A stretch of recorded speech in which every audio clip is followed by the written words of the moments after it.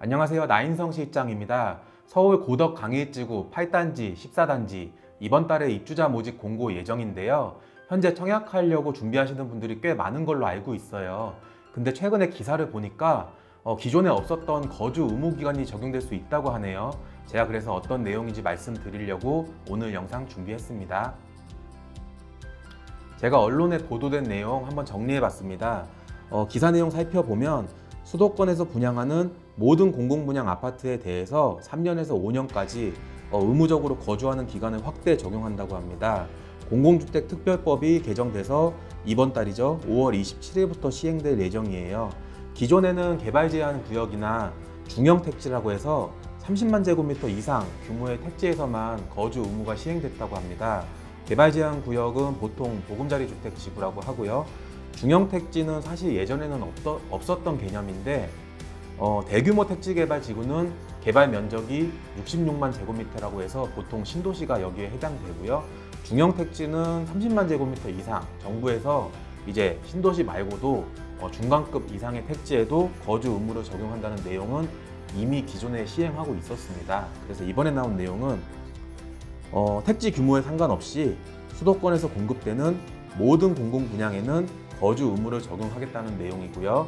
아까 말씀드렸다시피 시세 대비 분양하는 가격에 대해서 분양가가 시세 대비 80% 미만인 경우에는 5년 동안 의무적으로 거주하셔야 되고요. 80에서 100%를 넘지 않는 분양가로 나오면 3년 정도 의무적으로 거주를 하셔야 됩니다.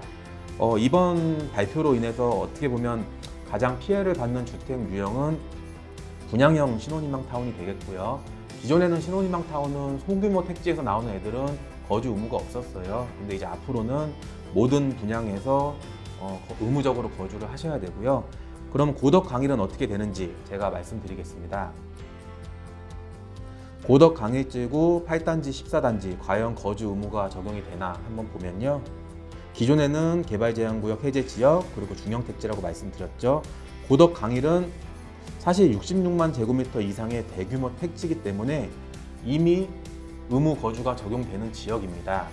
관련 법도 한번 말씀드리면 공공주택특별법이라고 해서 분양 가격이 인근 지역 매매가의 80% 미만은 5년, 80에서 100% 미만은 3년이 적용이 이미 됐고 있고요.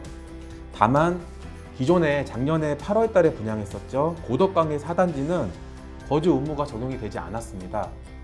제가 분명히 지금 고덕 강일은 이미 의무 거주가 적용되는 지역이라고 했는데 작년 8월에 분양한 단지는 이런 내용이 적용되지 않았어요. 왜 그런가 살펴보니 이번에 분양 예정인 단지가 여기 8단지 보이시죠? 그리고 바로 뒤쪽 한강변에 위치한 단지가 4단지인데요.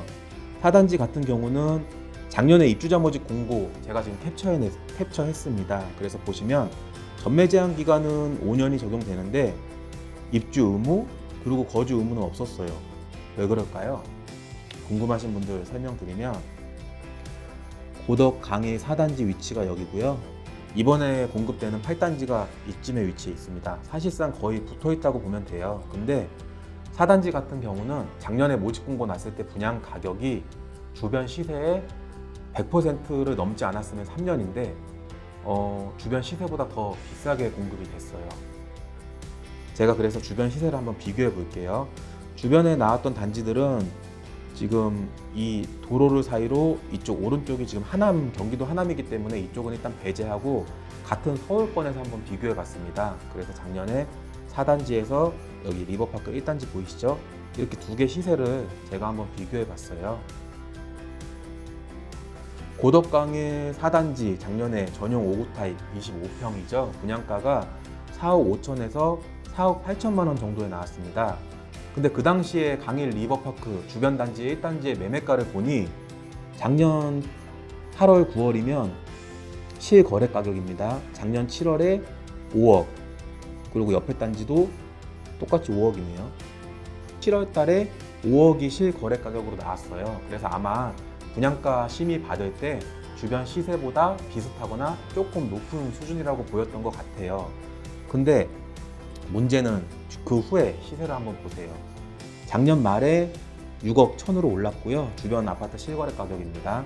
마찬가지로 오히려 올해 들어갔고는 올해 4월 달이 6억 4천, 또 6억 5천, 그리고 가장 마지막에 거래된 것도 6억부터 6억 5천의 매매 시세를 형성하고 있어요. 이게 무슨 얘기냐면 작년에 4단지 분양할 때만 해도 주변에 있는 아파트 가격이 고덕강의 분양가랑 비슷하거나 오히려 낮게 평가를 받았는데, 지금은 실거래 가격은 최근에 거래된 건 없었고요. 매매가 시세가 이미 5억을 넘어서 6억 5천까지 가고 있습니다.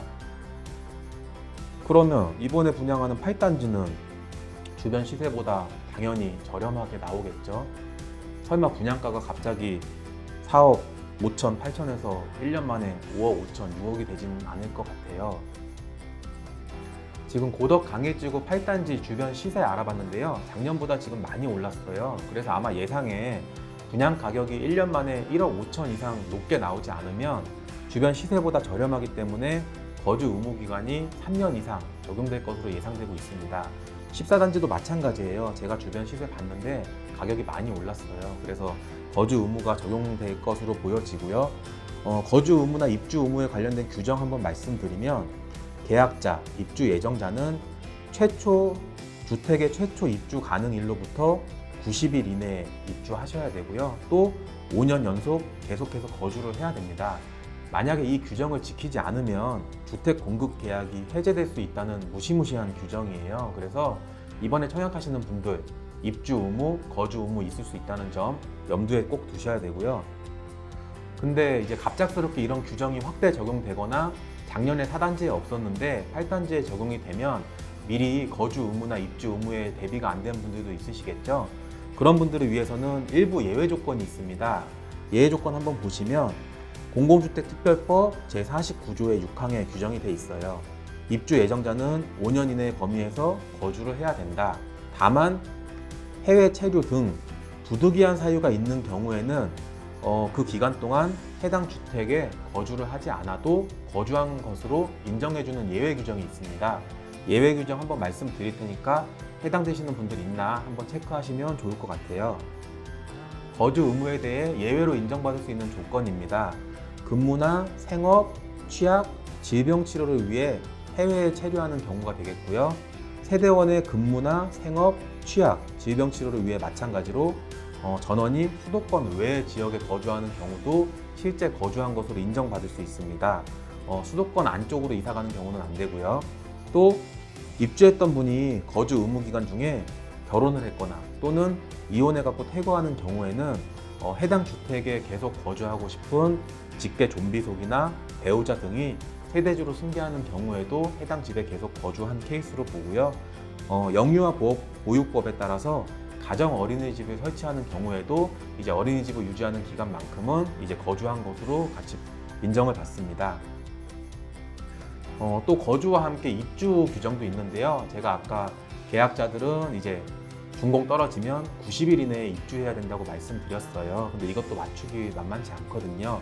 입주 의무에 대한 예외 조건도 있습니다. 직계 좀비속이 만약에 학교에 재학 중인 학생으로 입주 의무 기간 중에 해당 학기가 끝나지 않은 경우에는 일부 예외 조항을 받을 수 있고요. 또한 현재 전세 사는 분들 이번에 공공분양에 당첨돼서 내가 입주하려고 기존의 전셋집을 중개사무소에 내놨는데 전셋집이 금방 빠지지 않는 경우가 있어요. 그런 분들은 실제 중개사무소에 기존에 내가 거주하던 집을 임대차 계약을 의뢰한 경우에 한해서 일부 입주 의무에 대한 예외 조항을 적용받을 수 있습니다.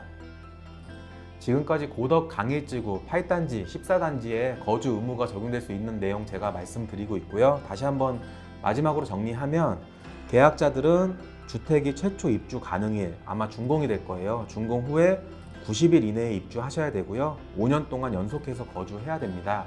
작년에 4단지에는 적용되지 않았던 규정인데 만약에 이번에 적용이 되면 조금 억울할 수도 있고 뜻하지 않게 피해를 받을 수 있습니다. 그래서 미리 잘 준비하시고 제가 말씀드린 예외 규정에 해당되는지 체크 한번 해보세요. 그리고 궁금한 사항 있으시면 댓글 달아주시면 저희가 직접 답하도록 하겠습니다. 감사합니다.